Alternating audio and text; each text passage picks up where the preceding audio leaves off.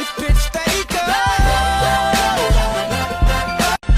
guys, welcome back to Leah, the mom in boots. So for this video, I'm going to be talking about job selection. Like, what is the job selection process like coming into the Air Force? Now, from my experience, after passing my Asvab, I was then qualified for, I think it was 38 jobs or something of the sort, right? The thing though, even though you're qualified for a lot of jobs, the jobs are not available, meaning they're like vacant. So your recruiter is gonna like print out a sheet with all the jobs that you're qualified to do based on the score that you got on your ASVAB, and then you're able to select a job from that listing. The thing though is that a lot of these jobs are not vacant, meaning that they're not available for you to go into training to get those jobs. So what a lot of persons go into is something called a delayed entry program. So it's called the DEPT, right? So you're in this program after passing your ASVAB, after passing your medical, after swearing in, and you're just waiting out on your job to be available for you to go into training, right? I was not up for all of that, because I met persons in the delayed entry program who said they were waiting like months. One of them said he was waiting like 2 years for his job. I don't know. Yeah, but I was like, nah, I went back to my recruiter and I was like, I want to leave like yesterday. So tell me the jobs that I can go on now.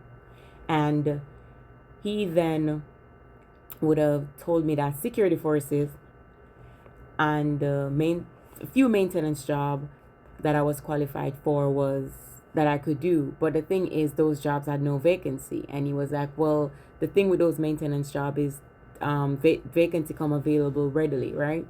And I was like, but I don't want to wait. And I was like, hey, I'll just take the security forces. Bear in mind, a lot of people are not doing this job. Like, no one wants to be the popo, right? Because as security forces personnel, we are responsible for the entire base. We're responsible for protecting the resources, protecting personnel on base. We are the police of the Air Force, right?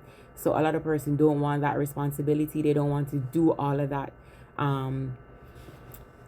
stress level that comes with that job, right? So I end up taking the job because I was like, there's anything you put your mind to, you can do it. Plus, you are given the opportunity to cross-train sometime in the future based on the type of contract that you signed. And you're able to switch the job if things work out for you.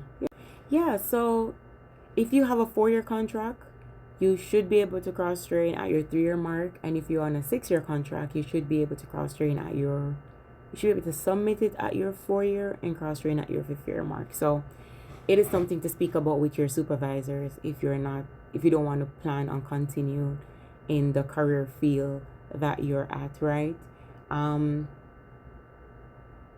But yeah, you will get a lot of jobs available based on how much you score on your ASVAB. The higher you score is the more jobs opportunity that is open for you. The only thing is the availability of the job and how long you are willing to wait for that job to become vacant. I heard someone told me that if you applied within like September region, they're about October, since I'm about the fiscal here, a lot of jobs are open. I'm not sure how truthful that is, but I applied around June, and out of my 30 something jobs, maybe 5 or so was available, and I didn't want to do those, right? I think one of them likes paralegal. I got like services, quite a few, but I was like, oh nah, that's just not me. And yeah, I end up doing security forces, which is a good job, right?